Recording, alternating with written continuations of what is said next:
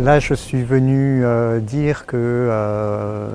la pomme de terre, malheureusement, était très sensible à un certain nombre de pathogènes, mais qu'on avait des outils génétiques pour pouvoir essayer de lutter contre ces pathogènes par la création de matériel végétal plus résistant. On a exploité un petit 10% du réservoir de gènes donc qui est naturel en fait, et qu'on peut trouver chez les apparentés à la pomme de terre un certain nombre de réponses aux questions qui sont posées actuellement aux producteurs de pommes de terre. On s'est focalisé sur 3 pathosystèmes majeurs, le mildiou de la pomme de terre, les nématodes, et en particulier les nématodes à kyste, et puis les virus de la pomme de terre qui sont des parasites importants pour une espèce à multiplication végétative, parce qu'une fois qu'elle est atteinte par un virus, on ne peut pas l'éliminer en fait. En fait, on a identifié pour l'ensemble de ces pathosystèmes des sources de résistance, et on est suivant la source de résistance, on est à un stade différent d'exploitation. Soit on a déjà identifié le déterminisme génétique sous-jacent à la résistance et on a pu le diffuser au niveau de géniteurs améliorés qui ont été distribués à la CVNPT, donc aux 4 obtenteurs français qui sont présents dans l'association des créateurs de variétés nouvelles de pommes de terre, à CVNPT. Mais dans certains cas, on est simplement à la détection de la source de résistance, ou même il y a des sources de résistance qu'on ne connaît pas encore et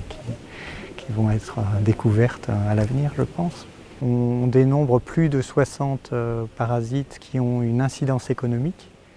et donc il faut vraiment travailler énormément pour arriver à quelque chose qui puisse être multi-résistant, puisque si on avait 3-4 parasites, on pourrait se dire bon, un jour ou l'autre on va y arriver, mais 60 parasites déjà, on n'a pas la force de frappe pour travailler sur 60 pathosystèmes à la fois. Et puis alors en plus, on a des parasites qui sont extrêmement complexes, en particulier je pense au mildiou, pour lequel donc on a un polymorphisme, une aptitude à la multiplication et à la mutation qui est énorme, une très très grande diversité, une capacité d'adaptation à tout ce qu'on peut déployer contre lui, que ce soit des molécules chimiques dans le cadre de la lutte chimique ou des gènes dans le cadre de la lutte génétique. C'est un parasite qui s'adapte du fait de son extrême variabilité génétique.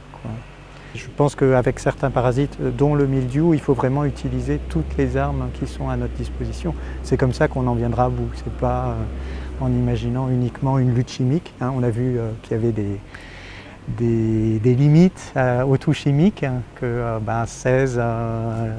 entre 14 et 16 traitements par cycle de culture, c'était peut-être un peu beaucoup pour l'environnement et la santé du consommateur, donc il fallait peut-être réduire un petit peu pour adopter justement des modes de fonctionnement et des modes de culture qui soient